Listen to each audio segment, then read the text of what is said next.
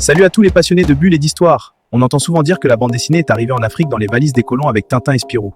Et si je vous disais qu'au début du XXe siècle, au cœur du royaume Bamoun, dans l'actuel Cameroun, un homme dessinait déjà des récits séquentiels avec son propre alphabet. Aujourd'hui, on remonte le temps. Oubliez Marvel, oubliez les mangas.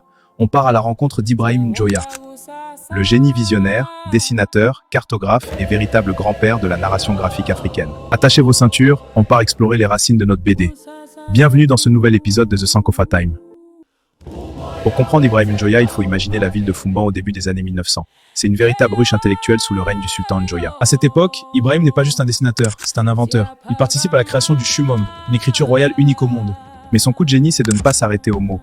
Il comprend que pour frapper les esprits, il faut des images qui bougent, qui racontent, qui vivent déjà à cette époque. Regardez, Ibrahim Njoya ne dessine pas une seule scène figée. Il découpe ses histoires en séquences. Il utilise des lignes pour séparer les moments de l'action. Exactement comme nos cases de BD modernes. Qu'il raconte l'histoire des rois Bamoun ou des fables morales, il intègre le texte directement dans l'image. C'est une révolution graphique qui se joue bien avant l'arrivée des magazines européens sur le continent. Pourquoi je vous parle d'un homme d'il y a 100 ans? Parce qu'aujourd'hui, quand un jeune dessinateur à Dakar, Abidjan ou Douala prend sa tablette graphique, il marche dans les pas d'Ibrahim. Pendant longtemps, on nous a fait croire que la BD était un art d'ailleurs.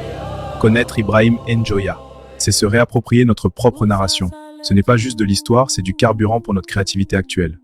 C'est la preuve que l'Afrique a toujours su raconter ses propres légendes par l'image. Alors la prochaine fois que vous ouvrirez un album ou que vous scrollerez un webtoon, ayez une petite pensée pour Ibrahim Njoya. Et vous, est-ce que vous connaissiez ce pionnière? Dites-le moi en commentaire. Si vous voulez voir plus de ces dessins originaux, j'ai posté quelques pépites en story juste après ce podcast. N'oubliez pas de partager cet épisode pour faire rayonner notre patrimoine. On se retrouve la semaine prochaine pour parler de la nouvelle vague de l'afrofuturisme.